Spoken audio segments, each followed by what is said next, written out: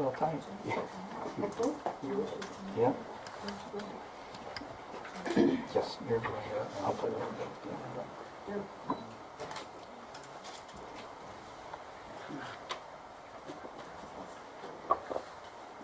All right, is everybody ready to go? Can you drop that phone, please? Thank you. All right, I'm Darren Pytel, the Davis Police Chief, and thank you for being here this afternoon. So we are here to deliver the news to the entire community that everybody's been waiting to hear. We've made an arrest. But before we get into details, I first want to express my deepest, sincerest condolences to the families of David and Kareem. The lives of David and Kareem were brutally taken this last week, and I also wish a speedy recovery to Kim, who was severely wounded in a knife attack just a few days ago. She's recovering in the hospital, and we're hoping for a speedy recovery and that she'll soon be released. These crimes were horrific. They're hard to imagine. They struck fear in the community, and we know that. We've also experienced loss. David and Kareem were taken way too soon. We will never truly understand the sadness or sense of loss for their families, and we will miss them. We hope that the announcement today provides some level of relief. I want to thank the entire regional law enforcement system and national.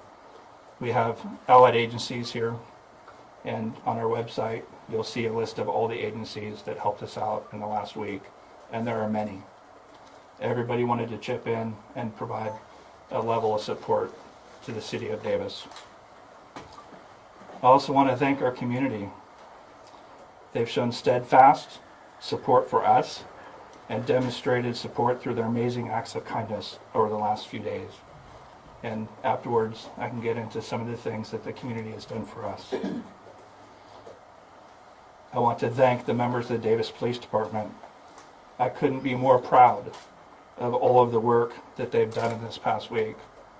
It's been a busy week, and most of them have received very little sleep. They've been working nonstop during this entire investigation.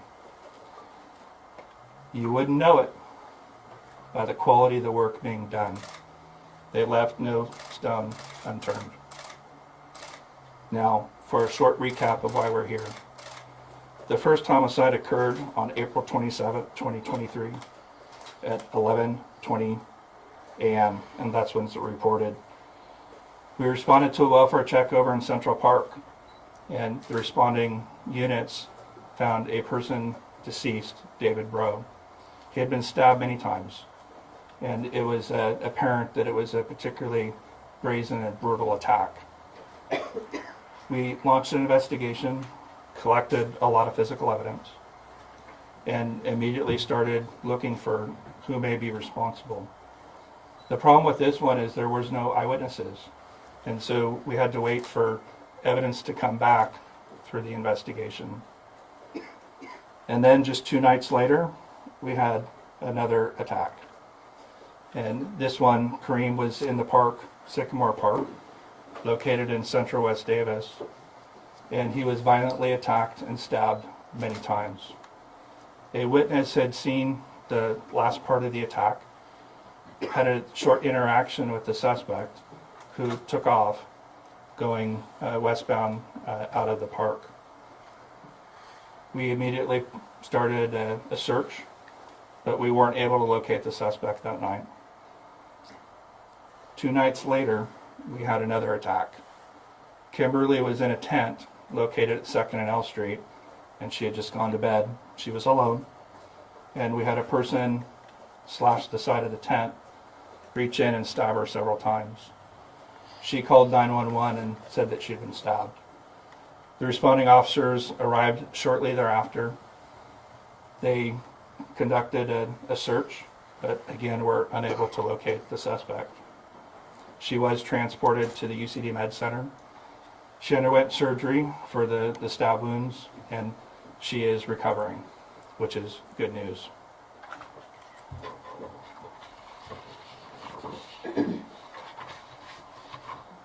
The initial crimes were both investigated as homicides. And of course, we launched an attempt homicide investigation for the third stabbing. And everybody's asked, are the three crimes related? And well, we investigated, it was certainly more probable than not that they were. We didn't know whether we had several attackers out there or one, so we had to keep all options on the table. So this brings us to the arrest, and this is how it went down. Yesterday afternoon, we had about 15 callers over near Central West Davis, near Sycamore Park, and they reported seeing a person who matched the description that we had provided after the third attack. All of them reported kind of the same thing. A person was at the park, was wearing the same clothing that we had put out in the description, and that he was wandering around. We were a little behind on some of the calls, like I had seen him a couple minutes ago or 10 minutes ago, but eventually one of the callers said, I'm following him right now, and was able to lead us to the person. He was stopped by several patrol officers, and they had a short conversation. It appeared that he had some physical evidence on him that might be part of the investigation, and he was wearing really the same clothing that was described by the witnesses after the third attack. This looked like a match. So they spoke to him briefly, and at this point it was becoming a little bit of a neighborhood spectacle.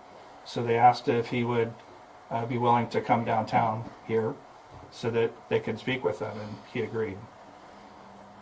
The detectives met with him, and they spent many hours interviewing him.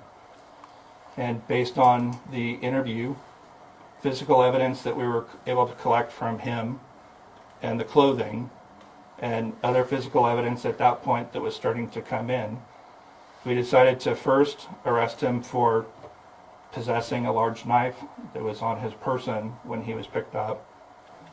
He was wearing a backpack, and in the backpack was a large knife that was consistent with one that we were looking for based on evidence from the first homicide.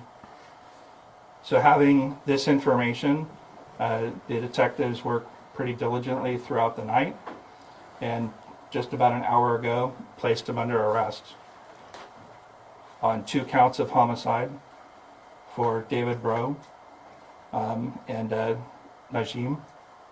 Kareem Najim, and for 1 count of attempt murder for Kimberly.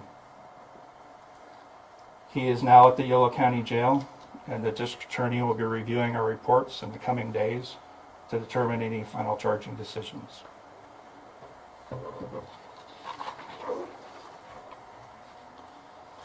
I can't thank the City of Davis and our community for their support. It's pretty remarkable. 15 people took a description that we had put out, and actually all of you in the media had helped us put out, and they saw a person who matched the description, and they called. And that led directly to the arrest in this case. This was a partnership between all the law enforcement professionals, some that you see up here, and our community members who stepped up. That's pretty remarkable and pretty amazing. These horrific crimes have resulted in immeasurable loss to the victims' families and friends and to our community. But as we move forward together, it also demonstrates Davis has compassion, a deep sense of community when faced with tragedy. We are a resilient community. Having been here my entire life, I can tell you we've been through tragedies before, and we'll get through this one. I have no doubt that normal life will resume today. There's still much work to be done, and we'll get it done. We're committed to a successful prosecution now. And now, Mayor Arnold is going to speak, and after he speaks, I'll come back up and answer any questions.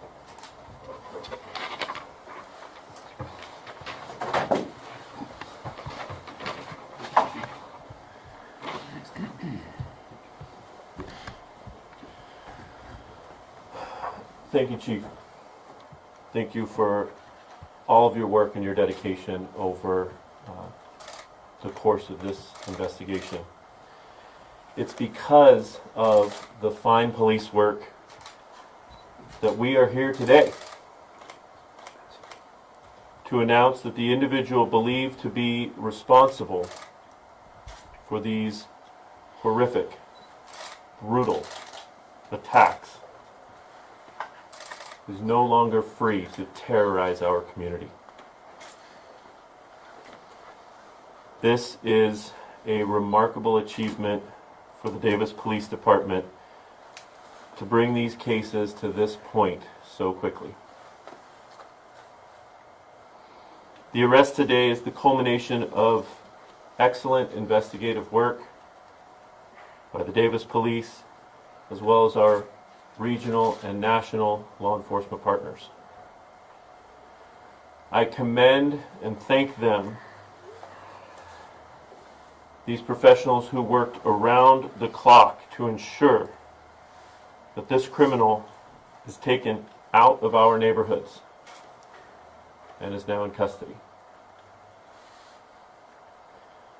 I also commend the people of Davis who worked together to keep each other safe and supported, and who shared tips and critical information to help crack this case. A murderer is off the streets, and our families will sleep easier tonight. The work is not over by any means, and there remains critical investigative police efforts to ensure that this perpetrator is brought to justice. And while this arrest, no doubt, brings an element of closure to our community and to the families of the victims, let us not forget that their lives have been irreparably impacted. We will never forget David and Kareem. And we will continue to hope and pray that Kim makes a full and speedy recovery. We must remain committed as a community to supporting them with love and compassion. I know we have it in us. Now the work begins in earnest to heal as a community, to take back our shared spaces, and to move forward as one. Thank you.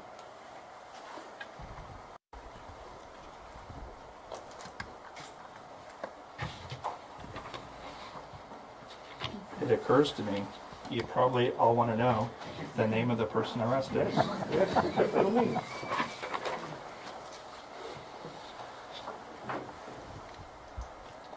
That would be 21-year-old Carlos Dominguez of Davis. Anything else that you can share with us? I'm sorry. Anything else that you can share with us about the suspect? He was a student at UCD up until last week.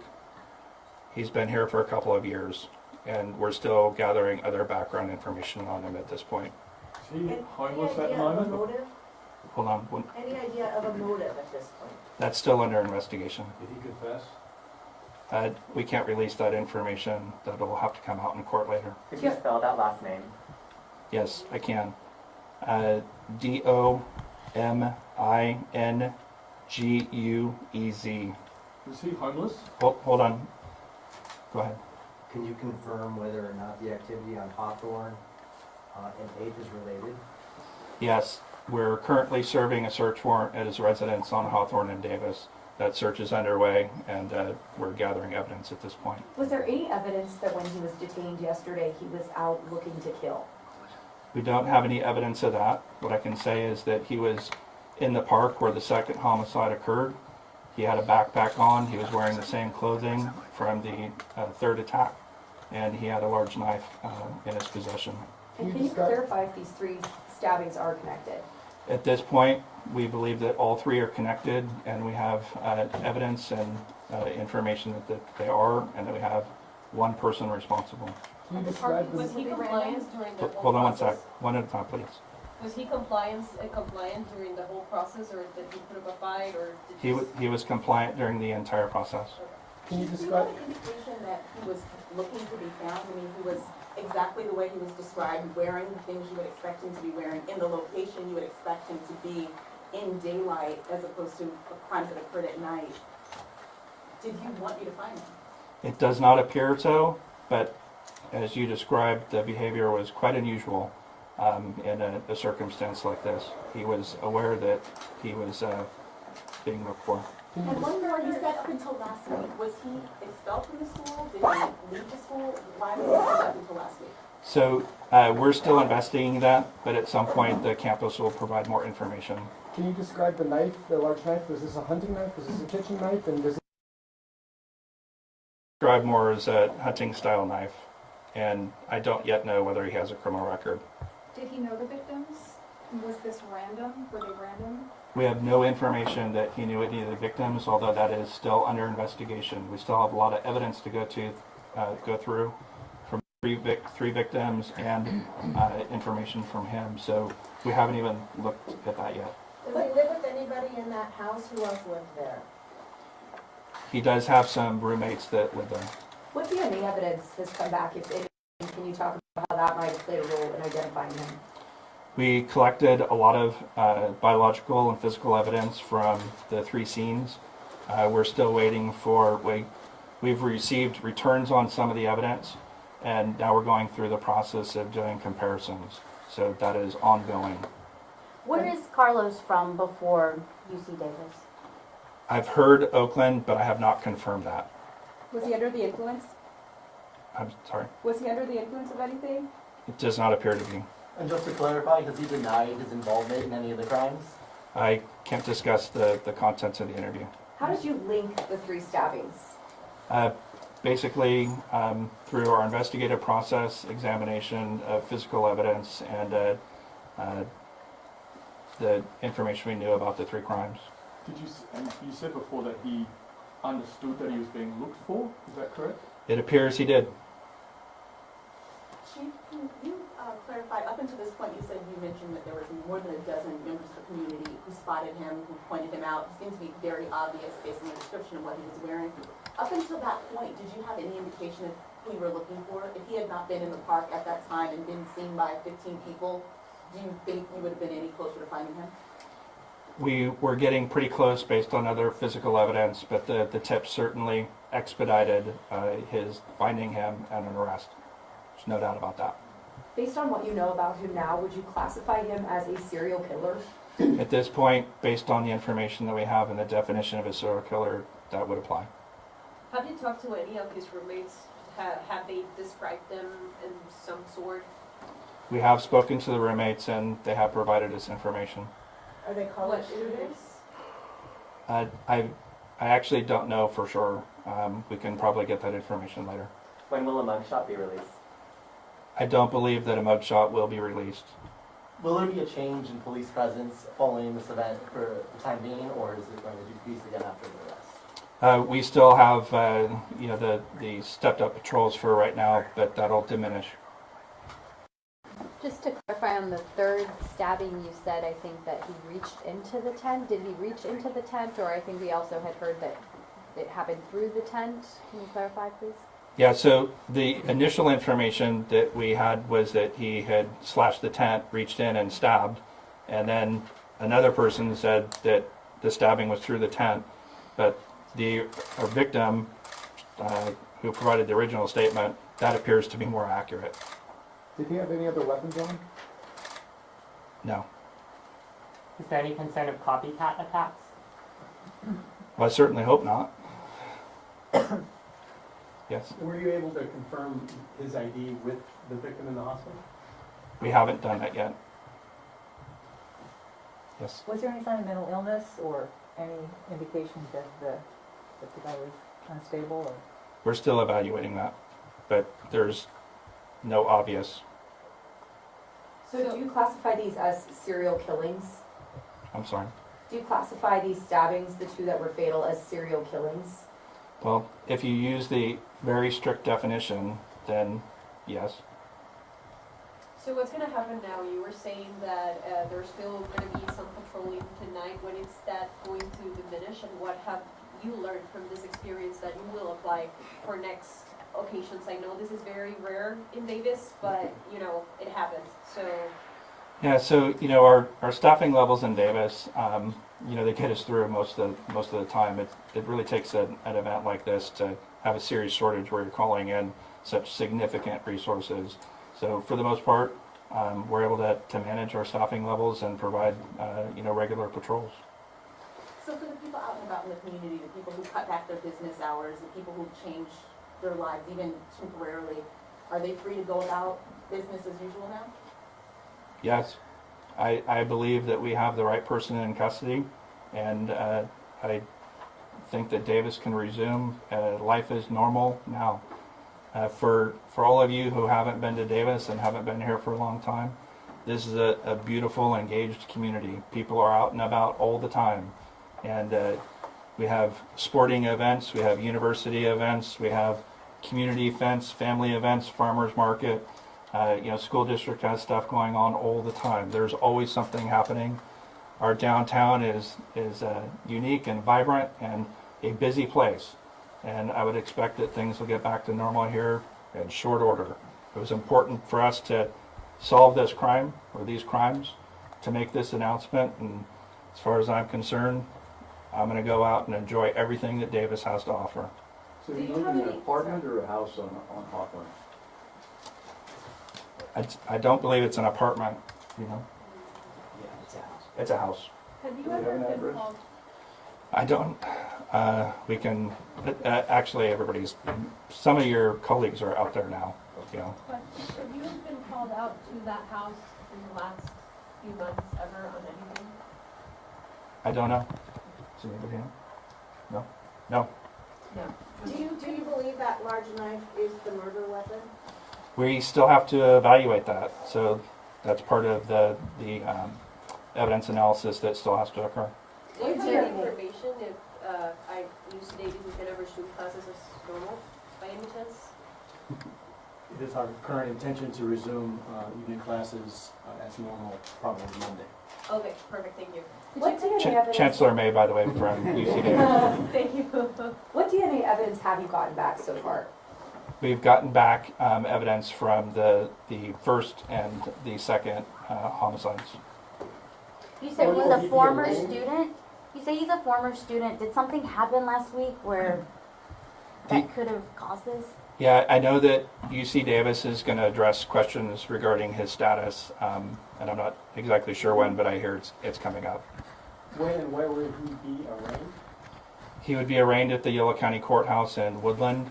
It's my understanding it would occur as early as Monday. Did roommates realize that he matched the suspect description that had been put out? We're still going through the information they provided. There was an emergency shelter that was opened for unhoused people. There was concern in that community. Do you believe that he was targeting them? We don't actually have any information at this point that he was targeting the homeless community. Have his roommates been questioned? We have spoken to the roommates, yes. Chief, any indication that he was planning to strike again? I don't know. We don't. What I can say is, again, he was out wandering a neighborhood where the second homicide had occurred.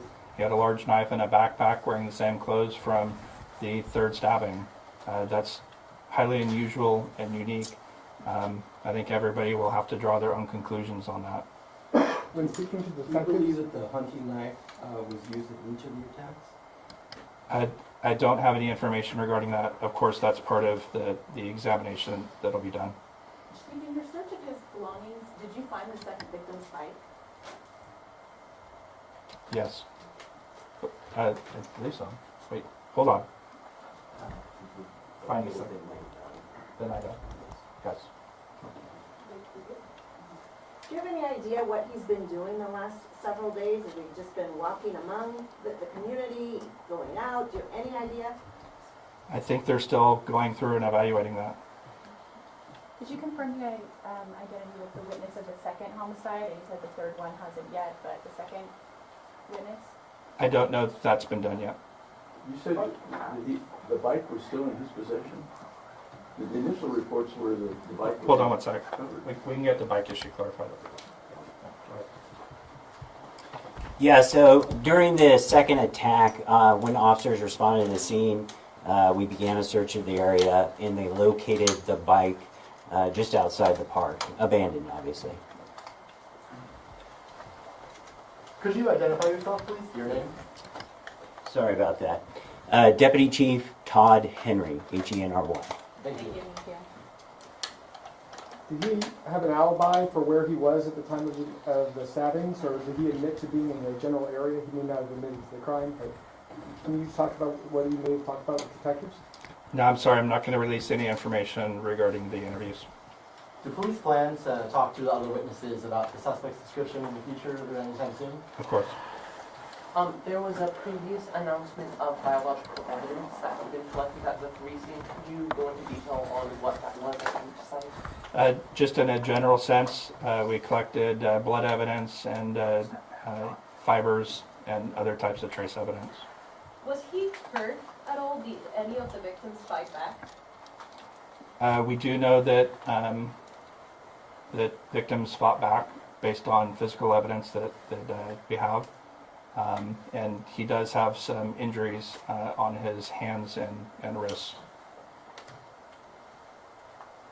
What's his demeanor like? I'm sorry, I couldn't. His demeanor? Can you His demeanor? describe yeah. Reserved. He spoke for a long time. Did you ask for representation at all? No. Chief, any remorse expressed? I can't talk about that at this point. Can we just ask the Chancellor, when should we expect to hear from you about the student? We have a release prepared that will follow this press conference. So you said you'd never been to that house on Hawthorne. Had you had any interaction with the suspect prior to detention yesterday? I don't believe so. Thank you. Do you know if he has any criminal history at all? From what I gathered prior to coming in here, I don't believe so. Was he employed anywhere other than going to school? I don't have any information yet. Had he been home? I'm sorry? Had he been home between the attacks? Had his roommates seen him since last Thursday? Yes. Chancellor, can you provide any information on him as a student, what he studied, what happened? I'm not at liberty to do that at this time, but I will say we will fully cooperate with the investigation and prosecution as it goes forward. When can we expect to hear more information about the suspect or the details, his major, stuff like this? At this point, you probably won't hear too much more from the Davis Police Department. We'll be turning over the investigation to the Yolo County District Attorney's Office. And at this point, they're going to go through the... So most of the facts coming out in the future will probably be in court. Did he have any drugs on him at the time when he was detained? No. Do you have a total of how many tips from the public you got in this case? I don't have the total now. It was what the last time I asked for it, which was I think 2 days ago. It was well over 300, and I believe we're into the 400 or 500 range at this point, based on the number that we just had so many tips coming in, and they were coming in different channels as well. People calling 911 or business lines, the tip line, and a lot of emails as well. Chief, prior to him being spotted in the park yesterday by those 15 or so people who called, did any of the previous tips point to this person? I'm still going through and having them evaluate whether anybody else had said anything on him. Is there any indication that he knew Kareem because they were both UC Davis students, or? We're still evaluating that. Do you have his date of birth? I don't, but we will definitely get it before you all leave. You described him as being from Davis, but that's just because he was a UC Davis student.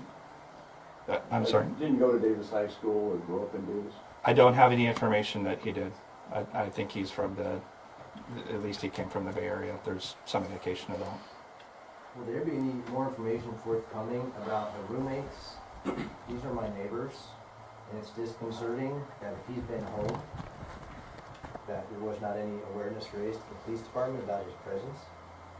So we'll go through and evaluate, and if there's information that needs to be shared with the neighborhood, we'll of course do that. Absolutely. Has his family been contacted, the suspect? I don't know. Did the roommates have any indication that any of this was happening? That is still under investigation.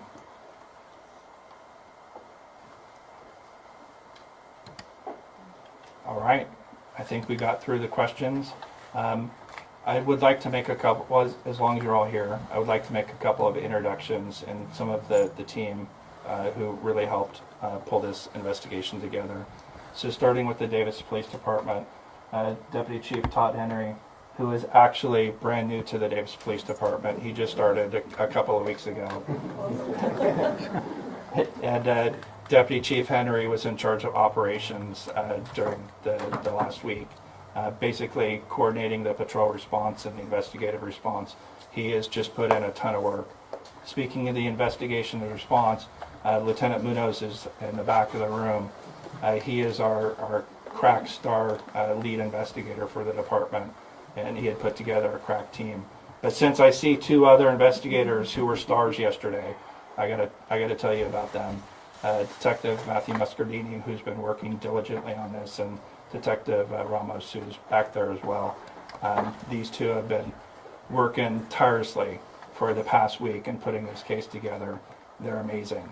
And then next to them is Officer Giannoni, and she has coordinated all of those tips that have been coming in. She's done a remarkable job, and she was doing it on her birthday as well. And then Antonia Diaz, and she was in charge of all of the evidence collection and everything that was going on throughout this. So did an amazing job. I don't see Gene out there, but we have Gene Lyon, who's the Deputy Director of Police Services. Gene's the one who's been helping us prepare a lot of the written releases and putting information out on social media to keep everybody timely informed. And of course, that paid off big in this particular case. And Lieutenant Dan Beckwith, who most of you are familiar with because he is the face of Davis PD with all of you, did a remarkable job. And we have our city council up here, and I'm happy to have you come up if you want to introduce yourself. We have our local assembly member as well, our city manager, Mike Webb. We have the FBI, and as we've been saying all along, we have our federal partners, and they've done just an amazing job, as they always do. We got professional support from Sacramento Sheriff's Department. They sent over a crack team, and they've been helping all along the way. It takes a large amount of people to do an investigation that is so complex like this, so we can't thank them enough for everything that they provided. And of course, the Yolo County Sheriff's Department, they have been providing investigative support, and they have been helping out with all of the extra patrols in town. I'm sure you've seen them around quite a bit in the past week. The Highway Patrol was out and about during these incidents and helped with the perimeters on each of the events. And of course, we have my partner in Davis, Joe Farrow, who's the UC Davis Police Chief. And Joe and I have been constantly in communication during the last week to coordinate UC Davis and our responses, which has been critical. Both keeping campus administration, what's going on, and of course Davis administration, keeping them in the loop with what's going on. Joe and I, we found ourselves at a command post all night after the third attack. He came in about the same time I did, and I think we worked probably 20 hours that day. So, just an absolute big help. Who else? I think I got everybody here. All right. Do you guys want to be introduced? Vice Mayor Josh Chapman and Council Member Bapu Vatela. And you've already met the mayor. And we have Gloria Partida, who's our council member. And I think I got them all. All right. If there's no further questions, Dan is available to answer any of the follow-up questions, provide the date of birth, and you can contact him. But like I said, at this point, our focus is getting our cases done to the district attorney so that this case can move forward.